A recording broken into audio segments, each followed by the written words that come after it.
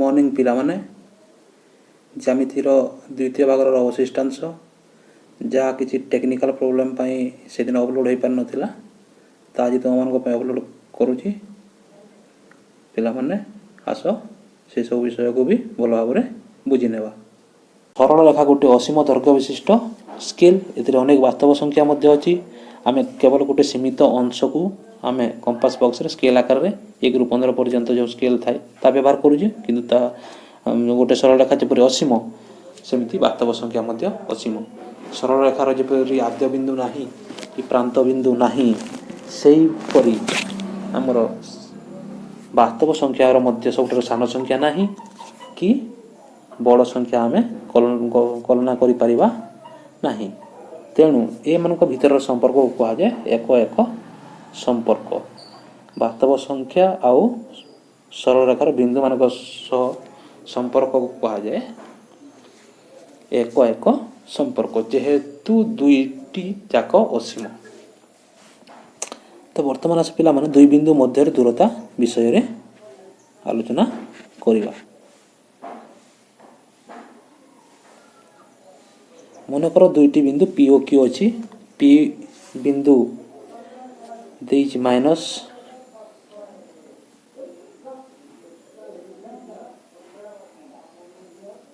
P Q पिला आस P Q बिंदु मध्यस्थ दूरता आम एठी निर्णय करवा।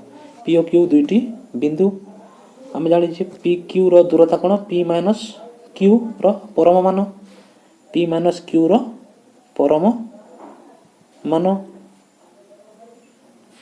तेणुक यदि पी बिंदु माइनस 4 एवं क्यू बिंदु माइनस 5 हुए ताहले पी क्यू समान कौन हम -4 -5 रो परम मान ताहले -9 रो परम मान समान 9 एकक हम जोटा आगर मु बुझे सारी ता किपरि हुए दूरता सब बोले जेहेतु धनात्मक तेणुक तार परम मान निया जाए।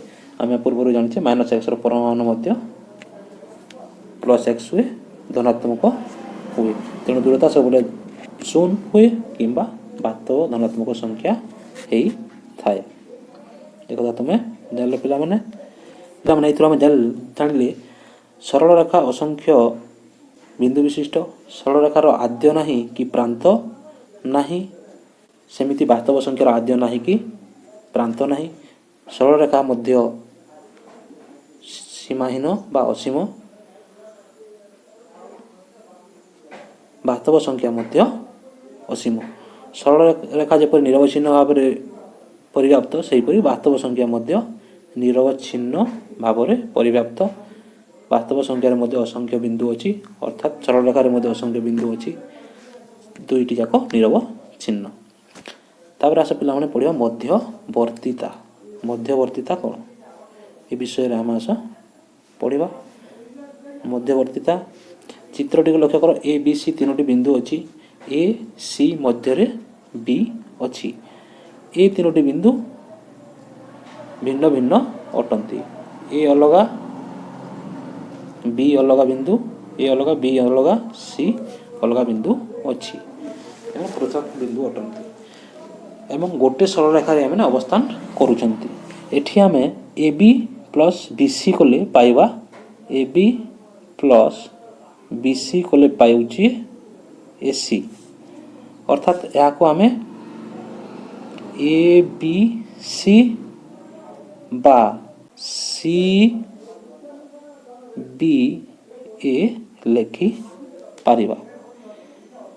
एई थिरु आम जानिले जे ए और सी मझे किए रोची ना बी रोची सी और ए मझे किए रोची ना बी रोची अर्थात बी सबले मध्य रे अच्छी। एपरि असंख्य बिंदु अछंती किंतु आम गोटे बिंदुर धारणा नहीं जे बी। तो एइथुर आम जानिले जे सी ए रो मध्यवर्ती बिंदु होची। तो ये मध्यवर्तीता विषय रे प्रथमे मॉरिस पास प्रकाश करथिले। मॉरिस पास अर्थात दुईटी बिंदु मध्य रे गोटे बिंदु रे ताको मध्यवर्ती बिंदु कहा जाए। तापर आस पिला माने जानि नेबा रेखाखंड विषय रे सरल रेखा आम जान दुई उभय पटे तीर थाए तार आद्य बिंदु ना कि प्रांत बिंदु ना से असीम किंतु रेखाखंड कौन ना गोटे सीमित अंश सरल रेखार तार आद्य बिंदु भी थाए और प्रांत बिंदु भी थाए ए विषय तुम आगर धारणा पाइज पाइज ए भी सरल रेखार जो मध्य आम ए बी दुईटी बिंदु नेबा पृथक करवा ताहेले ताहा एपरी गोटे रेखाखंड रे परिणत हो ए बी रूपे सूचित करवा आम या सेट भाषा लिखा ताहेले जेहेतु आम गोटे सरल रेखार सीमित अंश रु काटिकी रेखाखंड बाहर कले ताहले निश्चित रेखाखंडटी सरल रेखा भितर ही अच्छी तेणु ए बी सरल रेखार कौन है सबसेट हे बा ए बी रेखाखंडटी ए बी सरल रेखार गोटे उपसेट हेबो एवं एठारे दुईटी प्रांत बिंदु अच्छी प्रांत बिंदु ए और प्रांत बिंदु बी दुईटी प्रांत बिंदु आम पाइले अर्थात रेखाखंडर दुईटी प्रांत बिंदु अच्छी एवं रेखाखंडर दैर्घ्य आम मापिबा स्केल साहाय्य मापी पारिबा ए बी रेखाखंडर दैर्घ्य जमती आम पी क्यू रो दैर्घ्य मापिले सेमती ए बी रेखाखंडर दैर्घ्य ए ठारू बी बिंदु पर्यंत दूरता को आम ए बी रो दैर्घ्य बोली मापिबा एवं यह सब बेले तुम जानिଛ दूरता सब बेले धनात्मक होता है रेखाखंडर दैर्घ्य मध्य सब बेले धनात्मक हेबो एवं रेखाखंड को आम सांकेतिक भाषा रे ए बी उपरे गार देले आम ए बी रेखाखंड बोली ताको सांकेतिक भाव जानी परिबा पिला माने सरल रेखा थिले दुई पटरे तीर चिन्ह रहउतला किंतु रेखाखंड रे तीर चिन्ह रहिबो नाही रेखाखंडर निर्दिष्ट मध्यबिंदु थाए आस जानिबा रेखाखंडर मध्यबिंदु संपर्क रे जदि ए बी रेखाखंड मध्य रे गोटे बिंदु अच्छी ए बी ता मध्य बिंदु आम एम नेला ताहले जदि A M equal to M B हुए जदि A M equal to M B हुए अर्थात ए एम जेतिकी एम बी सेतिकी हुए ताहले ए और बी रो मध्य बिंदु हैला कोडा एम अर्थात ए बी रो मध्य बिंदु हैला एम एठारे एम को मध्य बिंदु कहि परियो मध्यवर्तीता और मध्य बिंदु मध्य रे प्रभेद रही पिला माने मध्य बिंदु ताहु कहा जाए जी पूरा समान दुई भाग करे रेखाखंड को रेखाखंडी मध्य बिंदु रहिबो किंतु सरल रेखार मध्य बिंदु पाई परिबा कि ना पाई परिबा नहीं कारण ता असीम तार मध्यवर्तीता आम पाई परिबा कारण से भितर अनेक जो अनेक बिंदु रहिबे सेगुडी को मध्यवर्ती बिंदु कहि परिबा तापर पिला माने आस जानि नेबा रश्मि संबंध रे आम गोटे सरल रेखा को मझे दुई समान भाग करदेले ए बी सरल रेखा मझे ओ रहा ताहले ओ रु बी पर्यंत जदि आम जो भाग पाइले ता गोटे कौन हो गोटे रश्मि सेपरी ओ रु ए पर्यंत जो पाइले ता मध्य गोटे कौन रश्मि हो अर्थात दुई विपरीत रश्मि को जदि आम जोग करवा ताहले गोटे कौन मिलूची ना सरल रेखा मिलूची अर्थात से सरल रेखार रेखाखंड जदि आम ताको मझिरे गोटे सीमित अंश काटी दउचे रेखाखंड हो जाउची आ जदि गोटे पटर रु काटिकी आम रखुचे रश्मि हो जाउची गोटे पटे तीर चिन्ह रोची अधारू काटुचे आम सरल रेखा को ताहले ताहा रश्मि हो जाउची याको ए बी रश्मि बोली पढ़ा जाए जदि ए बी रश्मि को आम जमिति सरल रेखा थे ऊपर सरल रेखार छोट चिन्ह दूसरा सांकेतिक चिन्ह रेखाखंड थे रेखाखंड सांकेतिक चिन्ह दूसरा से रश्मि थे छोट रश्मि सांकेतिक चिन्ह दे आम ए बी रश्मि बोली ताको पढ़ी पारिबा पिला माने रेखाखंडर दुईटी प्रांत बिंदु थिला सरल रेखार कौन से आद्य बिंदु बा प्रांत बिंदु नथिला रश्मिर गोटे आद्य बिंदु अच्छी एठी ए ओ बी जदि रश्मि अटे ताहले बी पटे तो तीर चिन्ह अच्छे या असीम ए सीमाहीन एपटे बढ़िबो यार आद्य बिंदु कौटा ए यार आद्य बिंदु ए एवं बी पटे जेहेतु यह ଅସୀମ, ତେଣୁ ଏହାକୁ ଶୀର୍ଷ ବିନ୍ଦୁ କୁହାଯାଏ। ଅର୍ଥାତ୍ ଯେଉଁ ପଟରୁ ଆରମ୍ଭ ହୁଏ ସେଇଟା ଆଦ୍ୟ ବିନ୍ଦୁ, ଆଉ ଯେଉଁ ପଟରେ ଅସୀମ ଥାଏ ତାକୁ ଶୀର୍ଷ ବିନ୍ଦୁ କୁହାଯାଏ। ଏଟା ହେଉଛି ଆଦ୍ୟ ବିନ୍ଦୁ, ବି ହେଉଛି ତାର ଶୀର୍ଷ ବିନ୍ଦୁ। ପୂର୍ବରୁ ମୁଁ ତୁମକୁ ଉଦାହରଣ ଦେଇସାରିଛି, ଯେଉଁ ଓ ଏ ଓ ବି ବିପରୀତ ରଶ୍ମି, ତାକୁ ଯଦି ଆମେ ଯୋଡ଼ିଦେଲା ତାହେଲେ ତା କ'ଣ ହେଇଯିବ ନା ଗୋଟେ ସରଳ ରେଖା ହୋଇଯିବ। ଏଠି ଦେଖ, ଏ ଓ ବି ରେଖାଖଣ୍ଡରୁ ଓ ମଧ୍ୟମ ବିନ୍ଦୁ କାଟି ଦେଇଛି, ତେଣୁ ଓ ଏ ଓ ଓ ବି ଦୁଇଟି କ'ଣ ହେଇଯିବ ନା ରେଖାଖଣ୍ଡ ହେଇଯିବ। ଯେଉଁ ସରଳ ରେଖାକୁ ଆମେ ମଝିରୁ ଭାଗ କଲା ତାହେଲେ ତାହା ଦୁଇଟି ରଶ୍ମି ହେବ।